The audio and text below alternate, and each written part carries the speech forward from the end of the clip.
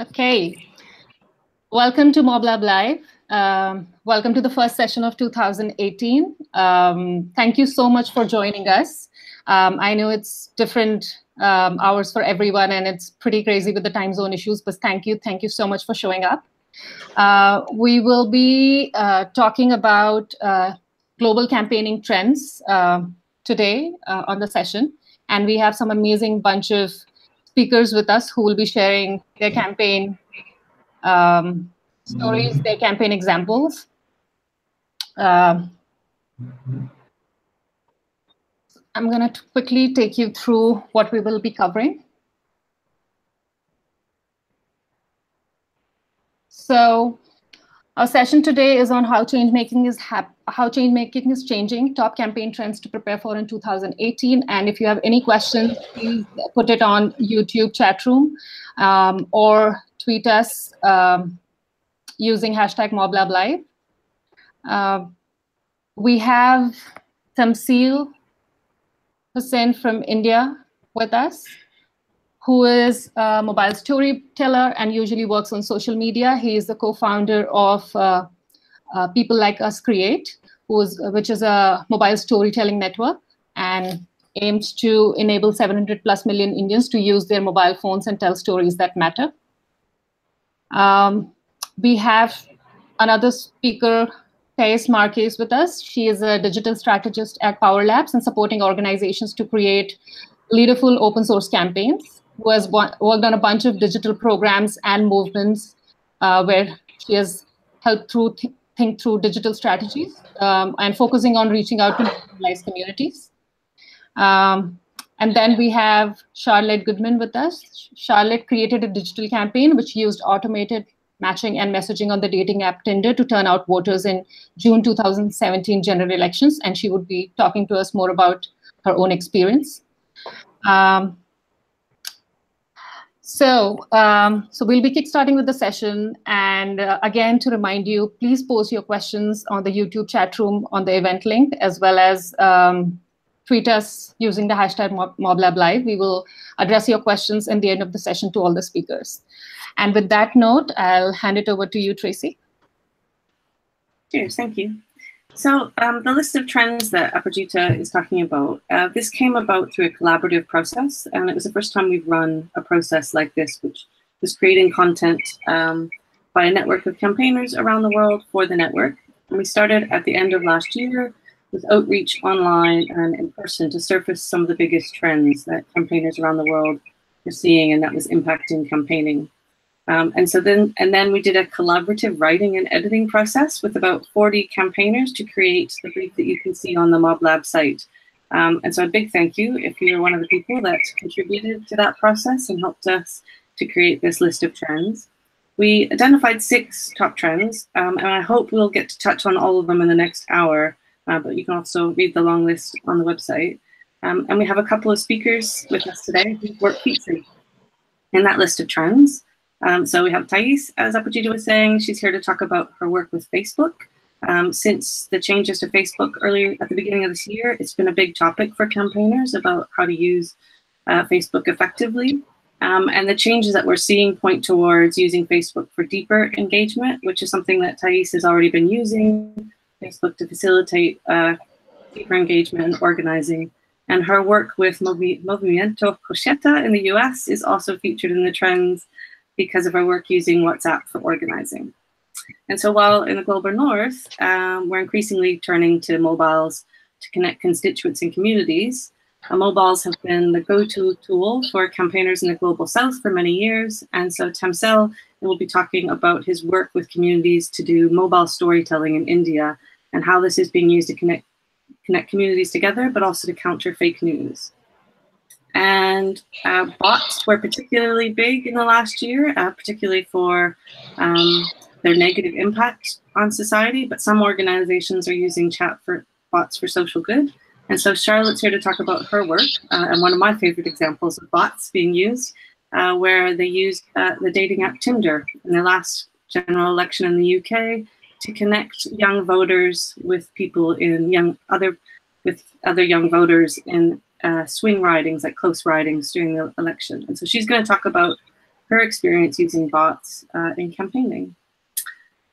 And one of the trends that we identified was that it's getting harder and riskier for campaigners to campaign for change. And with the rise of authoritarian nationalism, we're seeing an increase of states and companies enabled using technology that are attempting to restrict campaigning for free space. And we're hoping to have Ariel here to talk about her work in Tunisia. If she joins, we'll certainly ask her about that. But I'm sure that our speakers here would be happy, especially Hamza with his experience in India, to talk about how it's getting riskier for campaigners and how they're reacting to that. So, Thais, your work with Movimiento Cruceta featured in our trends list for both Facebook Live and WhatsApp. And I was hoping you could start off by telling us a bit about your successful model using these two technologies to organize. Thank you, Tracy. So the reason why we started using Facebook and WhatsApp as much as we did was because we were learning that the traditional model of digital organizing weren't working for immigrant communities and communities of color in the United States. When I first started off our digital program, we were using a lot of the tactics that a lot of us are familiar with, like email, mainly for recruitment. And we were learning that the people that we were recruiting weren't actually the people who were directly affected by the issues of immigration. And that's for a lot of reasons. Our people usually don't use email. They would never open an Action Network or like any kind of petition site at all. And I sort of had to learn that the hard way. I'm also undocumented and my parents are immigrants. And I sort of, sometime in the last 2 years ago, I got them to sort of play around with the model that I was using at the time, and figured out that they didn't really understand why we were asking for their email, how to even click submit. It was all a very complicated process. And so I had to completely rethink how we were going to structure our digital program if it's going to be targeting older immigrants who are particularly affected by issues of immigration here in the United States. And so we completely shifted the way that we did our organizing. And I kept asking myself, like, where are our people at? And they are on WhatsApp and they are on Facebook. And on WhatsApp, I have family members from Brazil, where I was born. We have this like huge email thread, or WhatsApp thread, and I was starting to see like what are the ways that people are naturally communicating on WhatsApp, and notice that there's like a lot of these square graphics on it, very not very like well created. Sometimes there's like little cherubs and like God bless you messages that I get on WhatsApp, and I started to notice some of the ways that people were naturally communicating. And in February of last year, A Day Without Immigrants happened, and that was purely organized just through one WhatsApp image, and realized the potential that WhatsApp has in recruiting immigrants. And so for May 1st of last year, we created a model of how to use WhatsApp that was replicating images that were used on WhatsApp for the first Day Without Immigrants of the year, and using that to have our people who are already part of the movement send these mass images to all of their people on WhatsApp, and those people would send to more people. And that's sort of how we would achieve virality on WhatsApp. And we know that thousands of people were getting messages about how to participate in A Day Without Immigrants in 2017, which ended up being one of the largest immigrant-led actions since 2006. And on Facebook, a lot of organizers sort of freaked out at the news of how Facebook was shifting their algorithm this year to match more, to be more about engaging and creating meaningful conversations amongst people on Facebook.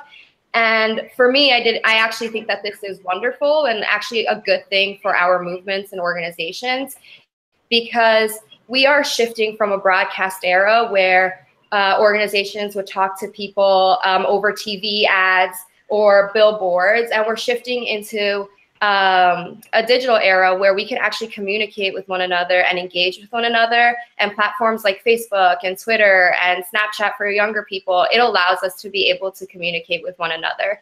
And so Facebook Live last year was one of the tactics that Facebook was really highly invested in and was putting millions of dollars behind. And we realized that this could be an opportunity for us to be creating polarizing content and posting it over Facebook Live.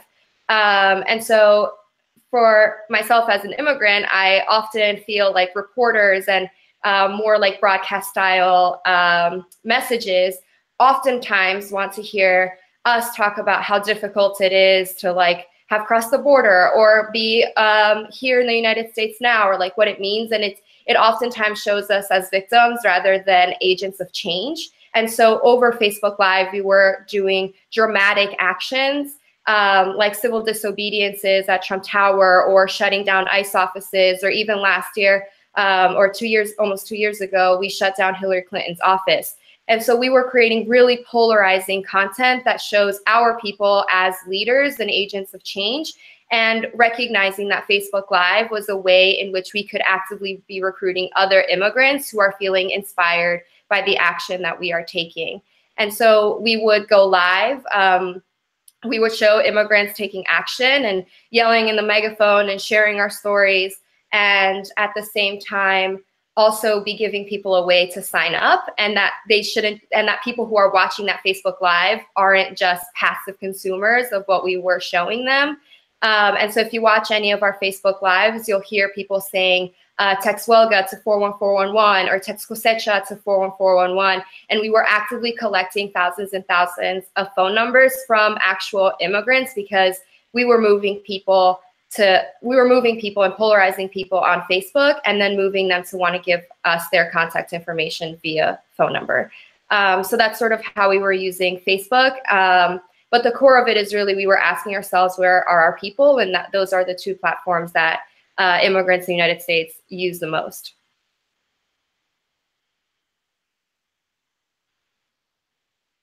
Which is a great advice, you know, regardless of who you're working with, right? To meet people where they're at. I mean, based on your experience working with immigrants and people of color, like, are there other bits of advice that you'd have for people who want to be more inclusive online, or how to break out of their, their filter bubbles to reach a more diverse audience? I think that for us, we have a bilingual audience, like an audience that sometimes speaks English, like young immigrants like myself, like we speak English. And we also have an audience that doesn't speak English at all and speaks Spanish or Creole or Portuguese or whatever it may be. And I think that we had to learn the hard way that if we're not speaking in the language of our people, then we're not going to be recruiting them.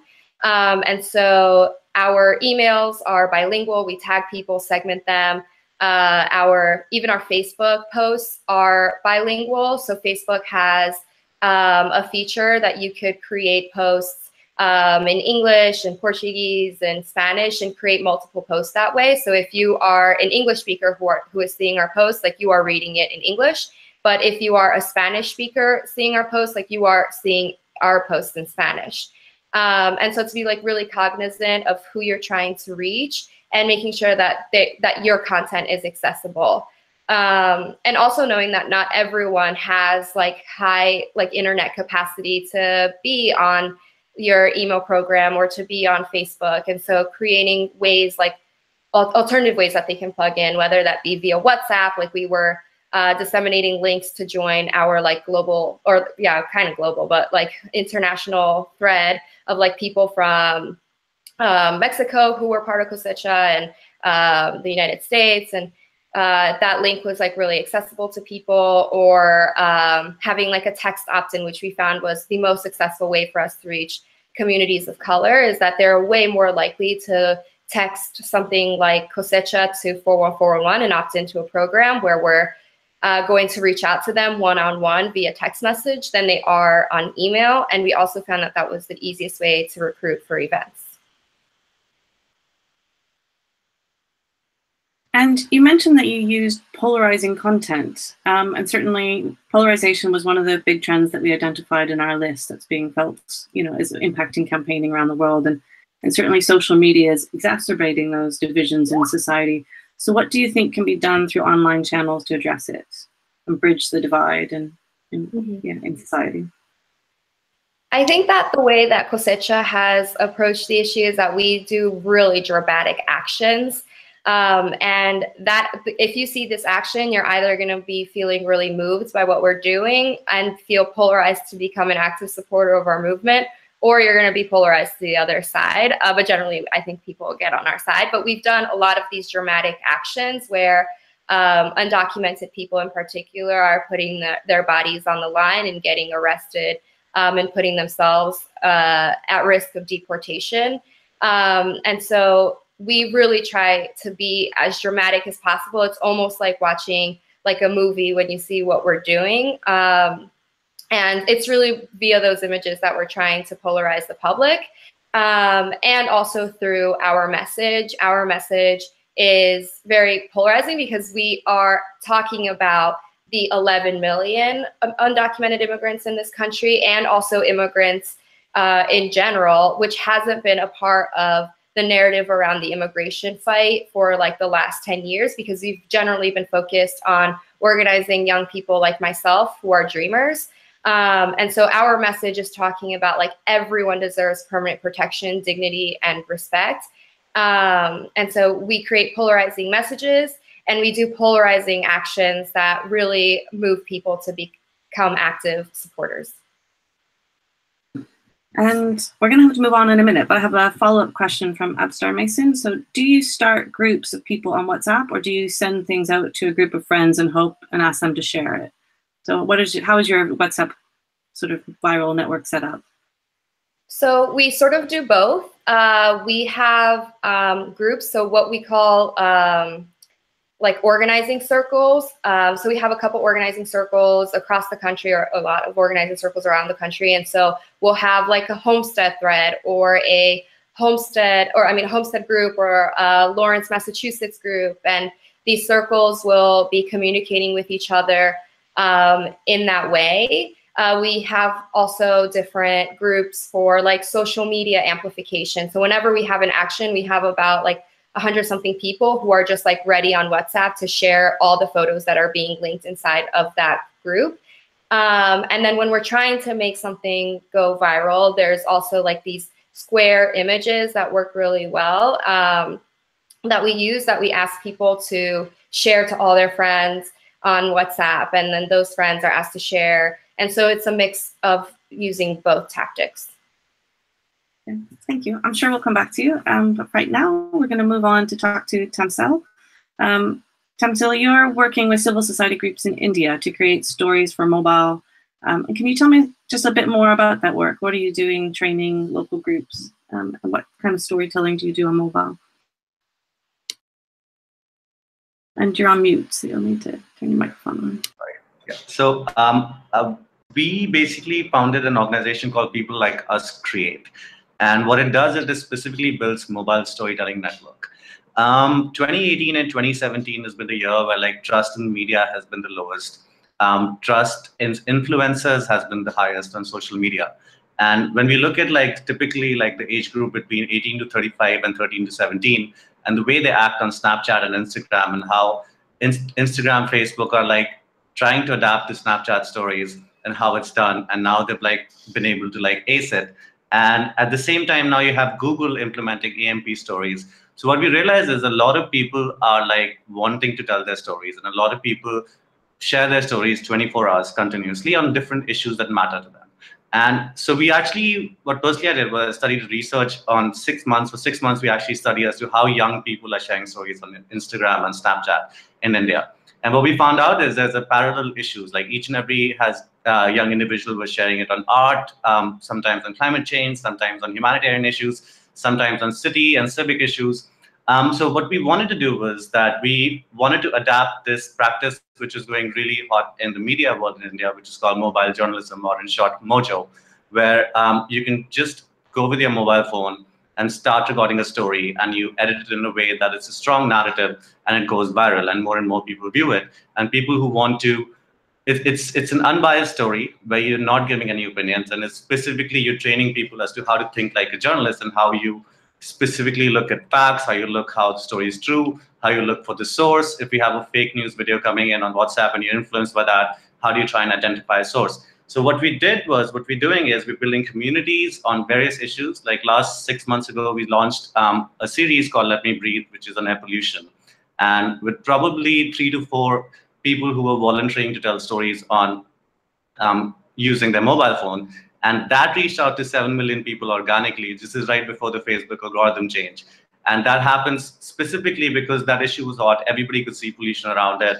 Delhi was going through it. But the media was covering the issue from one perspective, but these people were telling stories like, for example, there was a guy who quit Tesla and came back to India and opened his own garage and wanted to learn from Elon Musk and convert diesel vehicles to petrol. And you had a lot of people getting influenced by influencers in a way.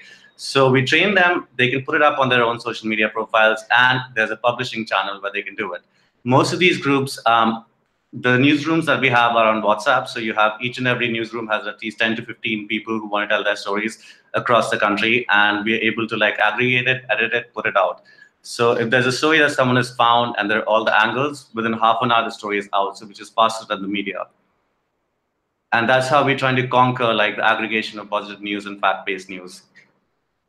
Yeah, so I mean, you've mentioned fake news, and that's certainly something that's been on the rise, and I know you've had your share of it in India. And so I'm wondering what's the impact you've seen in terms of this mobile journalist work, in terms of countering fake news or bridging divides in society? What impacts have you seen so far?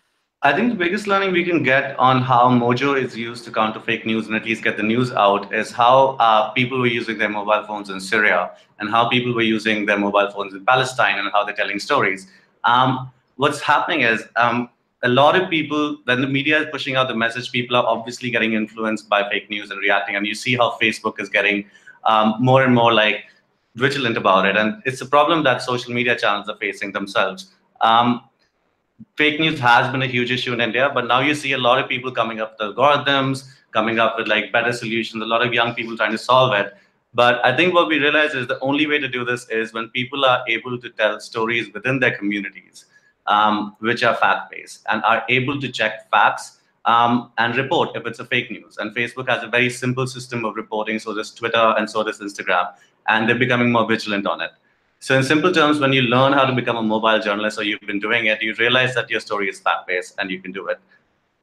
So if I have to give an example, I think there was a video which was being circulated on like 100 cars being like rammed up against each other on a huge popular highway here, and people like, oh, this is happening again. But this was a 2-year-old video, and there's only one question: what's the source? And you actually saw that one statement go on like at least 25 different groups as to who sent you this video, and nobody knew the source. So that turned out to be like a fake news. But what had happened is, by the time that video was circulating, going viral, 2 media outlets had already picked it up. And this is happening because India at the moment is polarized when it comes to media. There's a polarization from the right, there's a polarization from the left. And what fact-based news is like hard to find.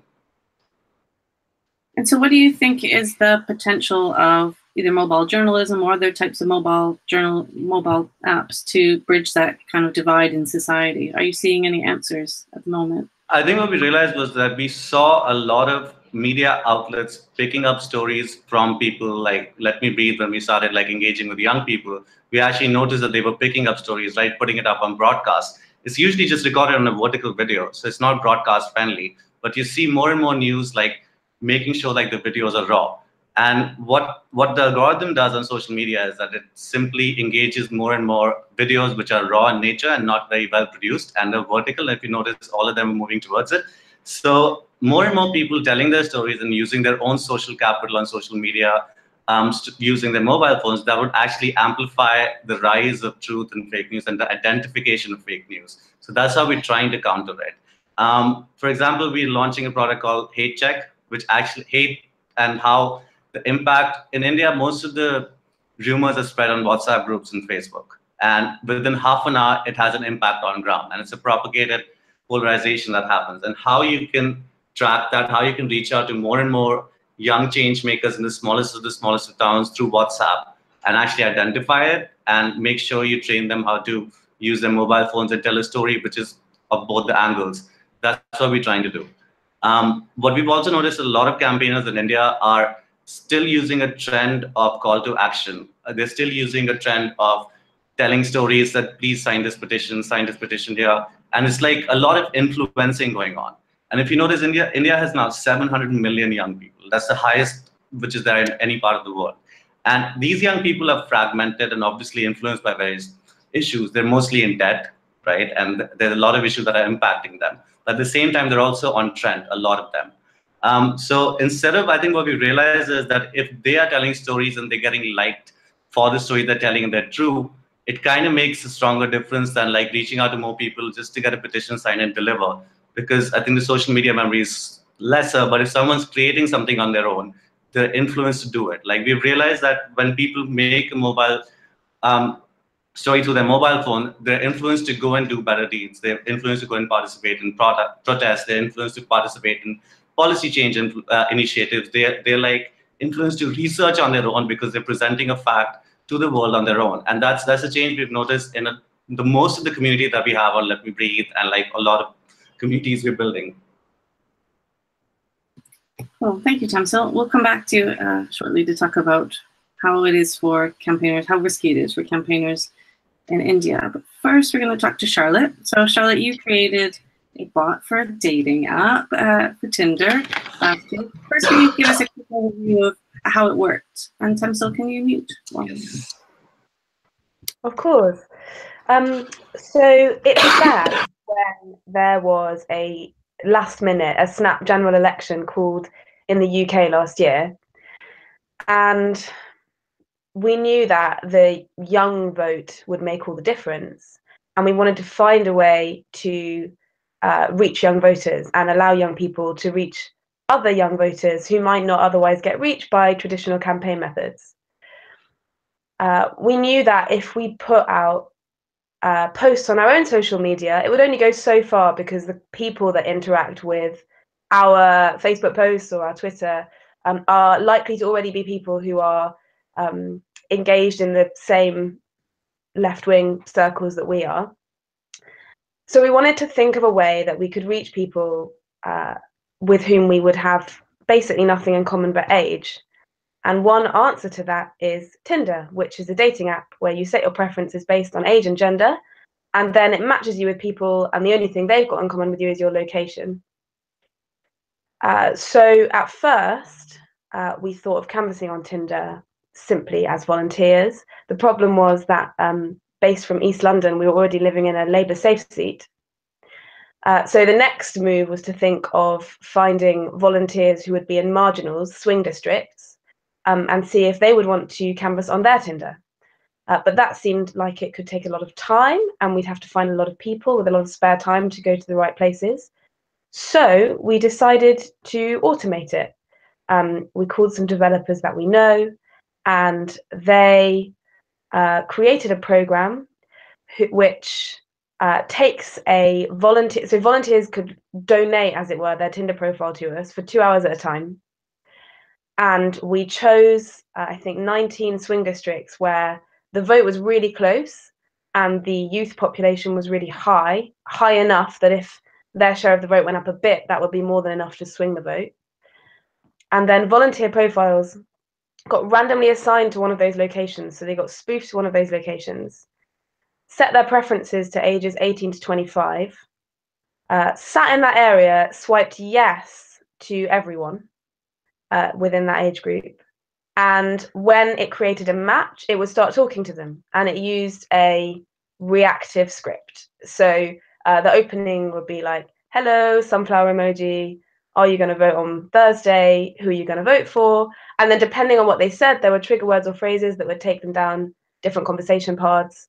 The idea being to either encourage them to vote for the Progressive Party in that area, or to give them more information about policies, or to talk about where they could go and vote, help them find their polling station, etc. So several of the trends that we identified that are impacting campaigning this year point towards an emphasis on sort of peer-to-peer organizing or campaigning and deep engagement using technology. So how do you think that bots can help campaigners achieve deep engagement? One of the things that's useful, and I think what's worth saying as well, is what we did here is there can be confusion about what a chatbot is, and in here it was more like running automated messaging scripts for our volunteers. I think one thing that's really useful is it kind of just allows our volunteers to be, in some ways, the most efficient canvassing versions of themselves. So it let them run several campaign scripts at the same time, hundreds of conversations at the same time. And it also allowed them to kind of passively run this from their phones while they are doing other canvassing or just getting on with their lives. So there's that. The other reason it's good for engagement is simply because of this breaking out of social bubbles feature, which is constantly the challenge. And it allows people to reach other people with whom they just might never otherwise be connected. I mean, one of the things that I know about your bot as well is that some of the volunteers were able to pick up conversations and continue that after. So it was more, the bot was useful for initiating conversations, but then volunteers can continue to continue those conversations and go deeper. So I know it's early days for things like campaigning with bots, but how do you think it might, this kind of opportunity might affect campaigning or organizing in the future? Or yeah, it is early days. It could go any way, but one thing we did that I should have said is important for us was that it was kind of hybrid. So bots made those connections, started conversations, but then our volunteers could jump in whenever they wanted. And people did, people really got engaged. Someone would send them back a thoughtful answer and they would find themselves just arguing with all sorts of strangers over Tinder about things. In the future, I mean, there's a possible future where we all use bots for everything and we all trust bots so much that we don't even feel the need to have a human at the other end. At the moment, that feels sort of impossible for us because most of the trust that we like to feel, especially with politics, is for other human connection. So there's this hybrid approach that we were using and would like to use, but I mean, who knows? It could well be in the future that whenever you want to interact with any idea or person, you prefer going to a bot. And so inevitably, when we start talking about the use of bots in campaigning, ethical concerns come up, and they can prevent some organizations from experimenting with this kind of technology. So how do you think organizations should manage ethical concerns if they want to experiment with bots in their work? It depends what the ethical concerns are. Different people have different things that come up for them. Some people do seem to just have an uneasiness in general with conversations being automated at all. And I think automation in and of its own right is not a problem. It's the use you put it to. What obviously is concerning is where fake profiles are created without telling anyone that they are fake profiles, because that artificially inflates how many people believe. I mean, that's kind of the classic fake news story that's been everywhere for the last couple of years. And that is, there's real ethical conundrums there. If you have a fake profile that states on its face that it is a bot, I see no ethical problems. And if you allow real users to automate their conversations, it can get complex. And I think that this debate is really important so that we can work out for the future what we think is and isn't unethical. But there is no reason why it should be a problem to have people automating their connections and their storytelling. Oh, thank you. So we're supposed to have Fariel Chadfidine joining us from Tunisia. And ironically, one of the questions I was going to ask her was that tech is already being used to shut down protest in some countries. And it seems that she is being blocked from this conversation. She's tried several times and she can't join us, which is unfortunate. But it's a question that comes in from Christiana in Germany, and maybe someone else is able to answer us, like, what impact is technology having on activism, and how do we work in a world where tech is being used to limit voices and protest? Either Tamsel or Thais, do you want to speak to this from your experience in the US or India? Tamsel, go for it. You're on mute still. I think in India, what we realized was that technology, obviously, I think especially next year elections, 2019 elections, and a lot of conversations are going on as to how analytics and technology is going to be used this time to influence a lot of voters. And what's becoming is that you notice like how a lot of organizations, a lot of tech companies are limiting people to only interact within communities. When you're an individual, you would either get news from a publication or you would you would share news with your friends and family. And what's getting even more easy to notice in India is that it's easier to influence it. And that's why you notice like Facebook pushing for groups as much as they can in India. And you see like big billboards of use Facebook groups and join it to, again, contain and limit it. What's becoming activism in an age of technology, we're noticing, especially grassroots, a lot of use of mobile, a lot of use of like WhatsApp for good, noticing that people are trying to grab conversations and engage and publish it to a larger audience. So I think what I would in a way say that in a world of today in India, when you're an activist and you're on using technology and you're getting limited by it, the only way to like break it is how many communities and how many like-minded people can you access. And that's the striving thing that we've noticed, at least done, and we've seen that it works. And when you can get like-minded people, even if it's from a right or a left or any kind of polarized situation, it's easier to get them in one community if they have one liking. For example, if someone is polarized, they might like art, music, and there's a similar connect, and it's easier to access and influence it. And there are a lot of like successful things we've noticed on that. Yeah, especially I think the civil society's role becomes more and more enabling of, in that sense. How do you enable people to do that? Well, thank you. And we're going to open this up now for questions from our audience. So you can either put a question in the YouTube chat or on Twitter under the hashtag MobLabLive. And I've got one here from Color of Change for Charlotte.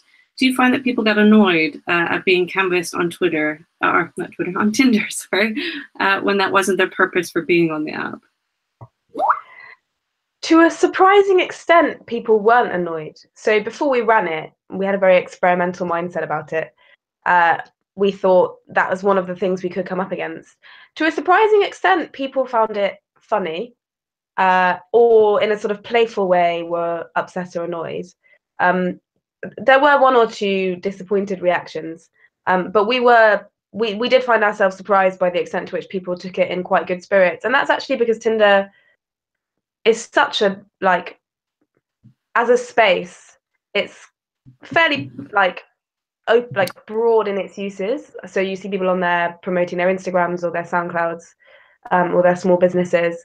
Having said that, one thing we did have was a filter for abuse.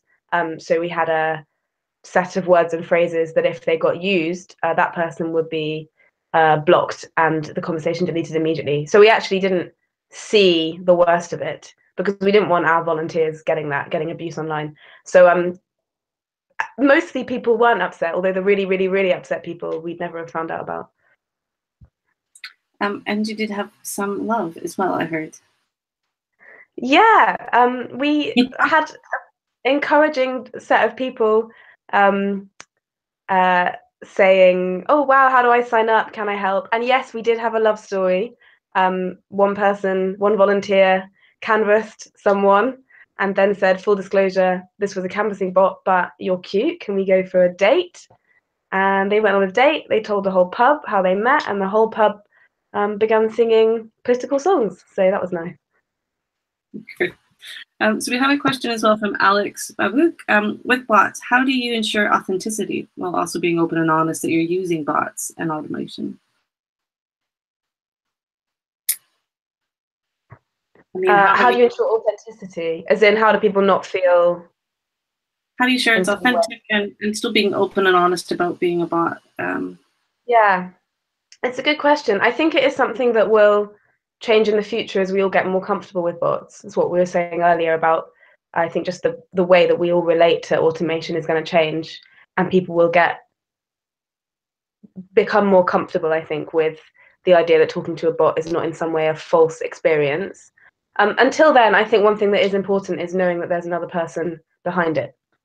So being able to have a conversation with a bot, but having a real human also step in and make arguments when they want to. So you're not just talking to a completely fake profile, you're talking to a person who's using automation. I do think that makes a difference. But it's a really good question, and yeah, hard to know how not to sacrifice some level of real connection. Yeah, and one that probably we'll only figure out through experimentation. Thais, I have a question for you on Twitter. So once you recruit people via Facebook Live and WhatsApp, do you have any insight to share about how to keep folks engaged on all the channels? But, you know, do you use email to keep them engaged, or do you keep them in your main channel? We sort of have like a proven ladder of engagement at this point about like what works to keep people engaged, especially if we're trying to do some sort of mobilization. After people sign up on Facebook, whether they give us their phone number or email, we do engage with them either through peer-to-peer texting.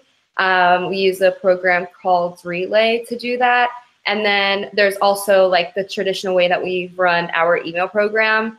And on both platforms, like this is how we continue to engage with people longer term.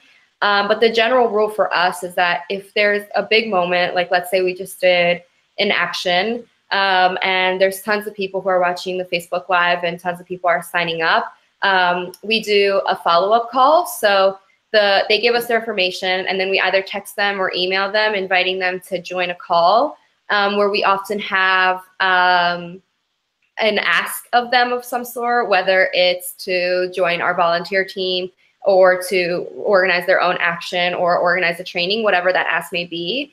And we try to plug people from that call into offline roles where they can actually be a part of the organization. So it's really moving people from online, from that first touch of like them seeing us on Facebook, and moving them all the way into an actual real life role in the organization.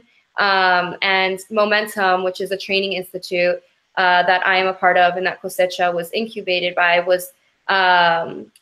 has a term called absorption for what we do, is that we want to be giving people a next thing to do.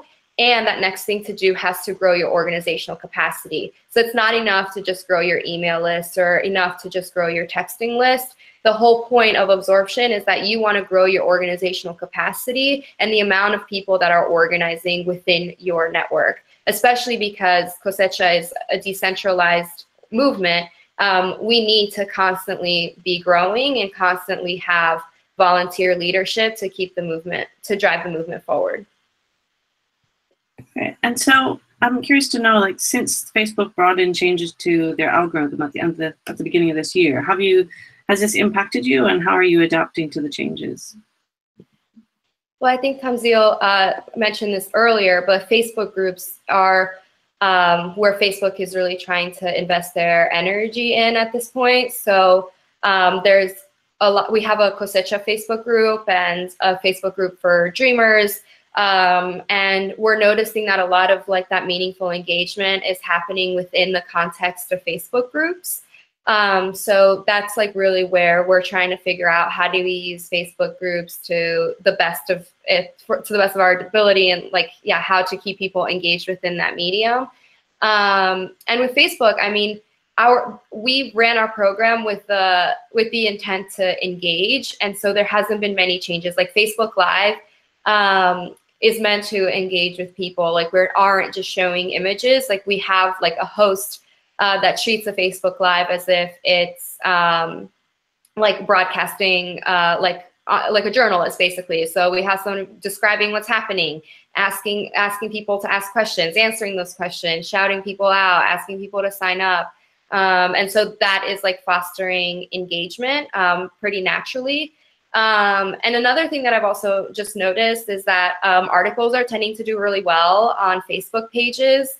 So I work with a couple student groups and also like have the Cosecha Facebook page, and articles are fostering conversations and are tending to go further up on the news feed. So that's something that I've noticed. And also like videos, I think, continue to be a good way to engage as well. We actually have someone who, David, Gundin, who's asking about kids under 18 who want to do things like participate in the gun march in the US. And I know that you're in Florida right now doing some work on this. So, I mean, how do you think young people can use some of these tools for organizing as well?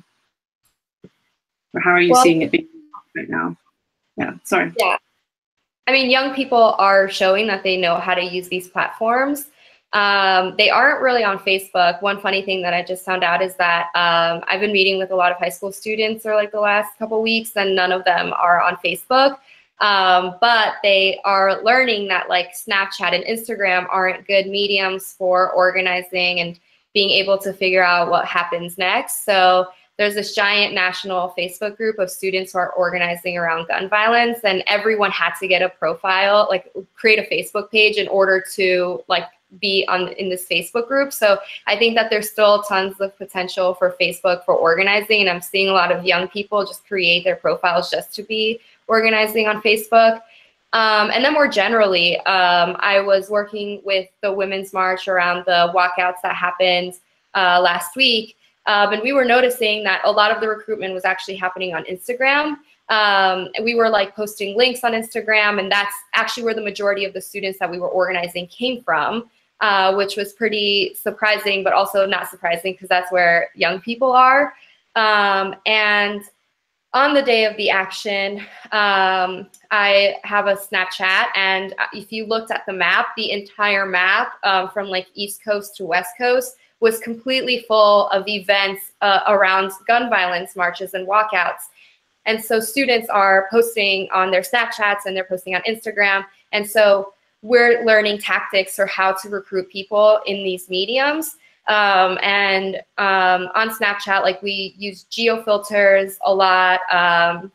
And you can include links, not on like the geo filter, but on your own personal pages. So the more accessible that you can make a link, you know, you could be Snapchatting it, you could be putting it on Instagram, but definitely Snapchat and Instagram have a really big potential for organizing young people, because I know 79% are on Snapchat and 63% of young people are on Instagram, so that's where they're at. Great, thank you. Tamsil, I'm wondering, how is that different in India from how I know you do a lot of work with young people and storytelling on mobile. Are you seeing the same things in India, or how is it different? I think it's quite similar, but most of I think what we realize is on Facebook, 18 to 25-year-olds are engaged the most, and you notice a lot of younger audience engaging, but not so much. But Instagram is definitely like the way forward. What I've seen like organizing, which has been really successful on Instagram and Snapchat, has been around mental health. Where like young people are just sharing their own stories and emotional stories, and on Snapchat they have an opportunity like to share it anonymously on certain communities, and that's been going like really well. But I haven't seen like a very strong action in India on Instagram yet. So it's most of the tools that are being used are Facebook and Twitter. But saying that specifically, I think what will be interesting to notice in the second half of 2018 is that AMP stories will be like a very strong tool, like how articles are like great sources of engagement and how written articles are. But I think AMP stories is something to look at, is how Google search is turning into Snapchat and Instagram and getting inspired by that. So that's something to look out for. But on the front, like I think in India, it's still Facebook and Twitter. We're moving towards Instagram and Snapchat. Thank you. And we have a question from Alice Fuller. She's saying that it's been predicted that within 2 years, half of all online searches will use voice. And do any of you panelists have any experience or thoughts on how this trend might be used by activists? So how will voice searches by phone or Alexa be affecting activists? And have any of you tackled this question yet? No? Yeah, this is a tricky one. How will Alexa respond when you say, what can I do about refugees or an issue in my area? And something, again, that we're going to have to get to grips with definitely in the coming years. Sure. Tams, I want to come back to you briefly. And I know that, you're living in, and people are campaigning in higher risk areas in India. How are campaigners in it? Like, what is the reality like for people on the ground in the response from government? And how are people, addressing or dealing with that kind of risks in campaigning?